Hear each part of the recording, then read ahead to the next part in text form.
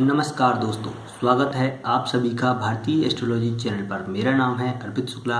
आज मैं आपको कुछ ऐसे महत्वपूर्ण सूत्रों के बारे में बताऊंगा जो यदि आप किसी पत्रिका पर लगाते हैं तो वह निश्चित रूप से 100% फलित होने की संभावना होती है। यदि कोई व्यक्ति ज्योतिष पर विश्वास नहीं भी करता है, यदि उसको आप यह सूत्र बता देंगे तो यदि वह अप्लाई करता है तो निश्चित रूप से इनके परिणाम आपको जीवन में देखने को मिलेंगे। यानी कि यह अत्यंत महत्वपूर्ण सूत्र हैं। तो दोस्तों, यदि आप इन सूत्रों को, मैं आपसे निवेदन करूंगा आप कहीं पर नोट डाउन कर लीजिए। आप जब भी फलित करेंगे अपनी पत्रिका में या किसी की भी पत्रिका में तो आपके लिए काफ़ी मददगार साबित होंगे।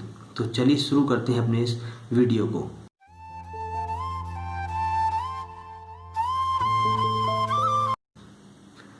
दोस्तों, सबसे पहला सूत्र है कि यदि चंद्रमा मकर राशि के अंतर्गत स्थित हो दशम भाव में। अब यह सूत्र तभी बनेगा जब कोई व्यक्ति मकर राशि का हो। यदि मकर राशि दशम भाव में आती है, 10वें भाव में मकर राशि आती है और चंद्रमा वहाँ पर स्थित है, तो उस व्यक्ति को जीवन में कभी न कभी एक बार ऐसी असफलता का सामना करना पड़ सकता है जिसकी वजह से वह अपमानित हो। उसके सम्मान पर, प्रतिष्ठा पर बहुत बड़ी ठेस उसके जीवन में एक बार अवश्य पहुंचती है, जिसकी वजह से वह कह सकते हैं लज्जित आजीवन ही महसूस करता है अपने आप को।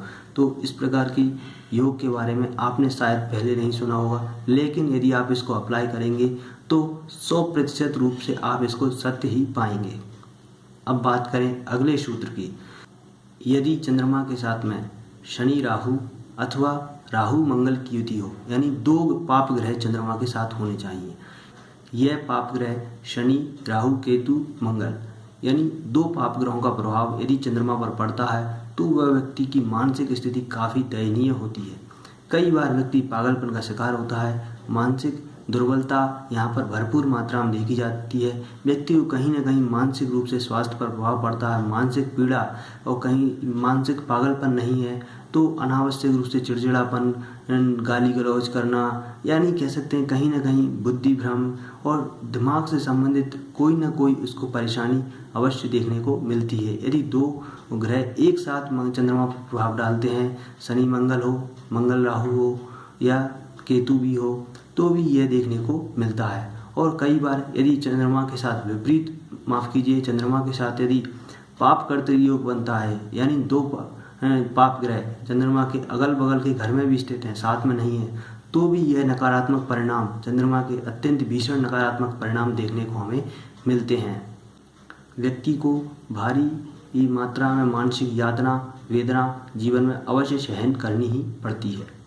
अगला नियम है कि यदि मंगल और शुक्र कुंडली में कहीं पर भी साथ में इकट्ठे हों, यदि वह व्यक्ति निश्चित रूप से चाहे जितना भी सदाचारी हो, दिखने में कैसा भी हो, परंतु उसके विवाहोत्तर संबंध रहते ही हैं, यानी कुछ ना कुछ girlfriends, boyfriends, via matter, extra marital affairs, प्रेम संबंध, लव मैरिज होना, इस प्रकार के योग निश्चित रूप से बनते ही हैं।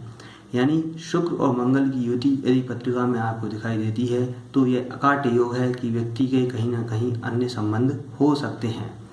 तो दोस्तों, अगले योग की बात करें।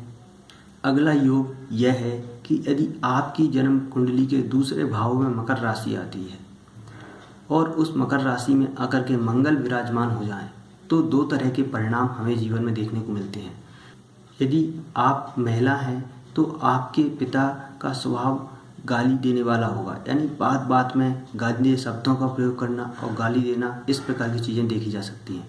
और वहीं यदि आप पुरुष हुए तो आपके चाचा का स्वभाव इस प्रकार का हो सकता है, यानी वाणी में उग्रता, कर्कशता, गाली देना, अपशब्दों का इस्तेमाल करना, यह हो सकता है। और दूसरा प्रभाव यह है कि व्यक्ति एक कह सकते हैं प्रथम श्रेणी का विद्यार्थी होता है। कहीं ना कहीं शिक्षा के क्षेत्र को लेकर के यह मंगल आपके लिए हेल्पफुल साबित होता है, स्पेशली प्राइमरी एजुकेशन आपकी बेहतर होती ही है।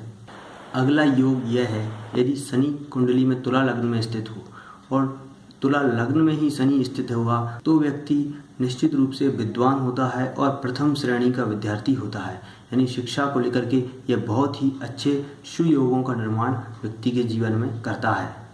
अगला योग है दोस्तों, यदि बृहस्पति कर्क राशि के अंतर्गत लग्न में स्थित होगा तो व्यक्ति सदाचारी होगा, संयमी होगा और विश्वास करने योग्य होगा। निश्चित रूप से न्याय पर चलने वाला व्यक्ति हो सकता है।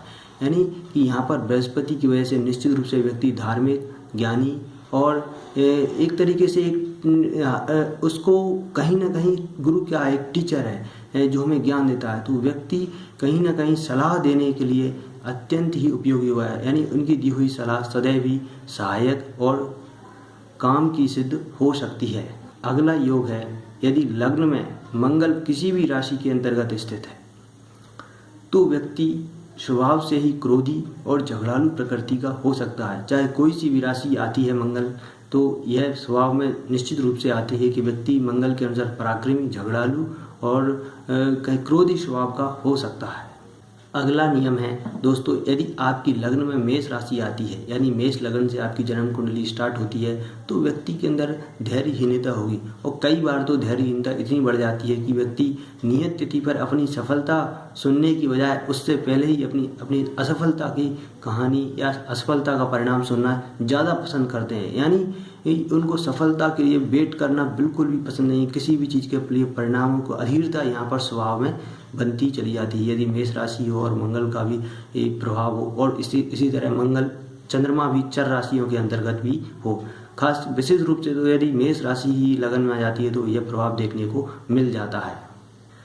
अगला नियम है दोस्तों, यदि कर्क राशि लगन में आए अथवा नवम भाव में आ जाए और वहाँ पर वे गुरु और चंद्रमा की युति हो जाए, यानी कर्क राशि के में गुरु चंद्रमा की युति हो और डिग्री वाइज काफ़ी वह पास होने चाहिए, तो व्यक्ति निश्चित रूप से सत्य का पुजारी होता है, निडर होता है और उसकी ख्याति आगे जाकर के विश्व में प्रसिद्ध होता है और कहीं ना कहीं उच्च स्तर के नेता और एक चरित्रवान नेता के रूप में व्यक्ति प्रसिद्धि पाता ही है। तो यह कुछ योग थे जो अवश्य फल देते हैं। यदि आप अपनी पत्रिका में या किसी भी पत्रिका में इन योगों का निर्माण होता है तो निश्चित मानिए कि यह बातें 100% सत्य होने वाली हैं। तो दोस्तों, यह तो कुछ योग थे। आगे की वीडियो में और अन्य ऐसे ही महत्वपूर्ण योगों को लेकर आपके समक्ष उपलब्ध होऊंगा। तो दोस्तों, तब तक के लिए मुझे आज्ञा दीजिए, फिर मिलते हैं एक और अन्य वीडियो में। जय श्री राम दोस्तों।